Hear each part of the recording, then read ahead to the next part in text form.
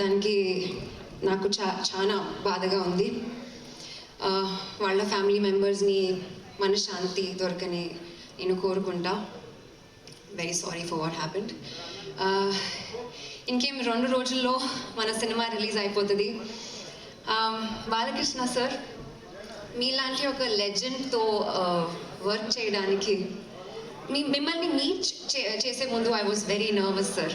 కానీ ఆ కొన్ని మూమెంట్స్లోనే అంత ఈజీగా అంత కూల్గా మీరు నన్ను కంఫర్టబుల్ చేసేసారు. I'm so grateful to you sir. కాదు, అది మీకు ఐ థింక్ చాలా చిన్న విషయం అది అయి ఉండొచ్చేమో, కానీ నాకు అండ్ మన అందరికీ it's a very big deal. So thank you sir.